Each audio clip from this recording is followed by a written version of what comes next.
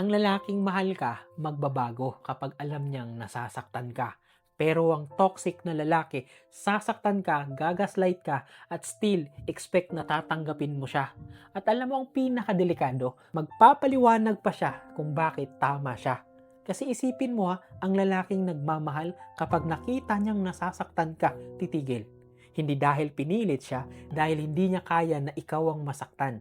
Pero, ang toxic na lalaki, kapag nasasaktan ka, OA ka, sensitive ka, ikaw ang may problema. At habang ikaw nagdududa sa sarili mo, tuloy lang siya. Alam mo bang sa psychology, may tinatawag na narcissistic injury response? Kapag kinompront mo ang toxic na tao, hindi siya magtatanggap ng responsibilidad. I-redirect niya, kung hindi ka kasi ganyan, bakit ka ba ganyan kaarte? Hindi siya nagtatanong kung okay ka. Nagtatanong siya kung paano makakalusot.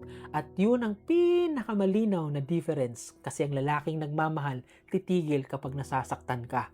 Ang toxic, maghahanap ng paraan para patahimikin ka. Kasi ganito yun Sinasabi mo sa kanya na nasasaktan ka. Ang lalaking nagmamahal, makikinig. Mag-a-apologize, magbabago. Hindi dahil perpekto siya, kundi dahil mas importante sa kanya ang feeling mo kaysa sa pride niya. Pero, ang toxic, hindi ko intention yun. Sensitive ka lang talaga. Tapos, makalipas ng ilang oras, para na siyang walang nangyari. Biglang sweet, biglang lambing, para na siyang wala kang sinabi. At alam ko, ikaw, confused. Baka nga ako ang may problema. Baka nga OA lang ako. At yun ang gusto niya. Na mag-isip kang ikaw ang mali. Para hindi niya kailangan magbago. At habang nagtitiwala ka, uulitin niya dahil walang consequence, dahil lagi kang nagpapatawad, dahil lagi kang bumabalik. At alam mo ang totoo, hindi ka OA, hindi ka sensitive, hindi ka mahirap mahilin.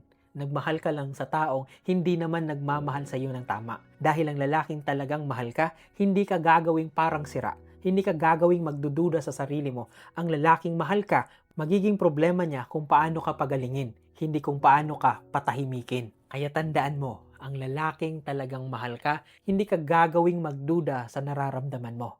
Kapag nasasaktan ka, magbabago siya. Hindi dahil perpekto siya, kundi dahil mas mahalaga ka sa kanya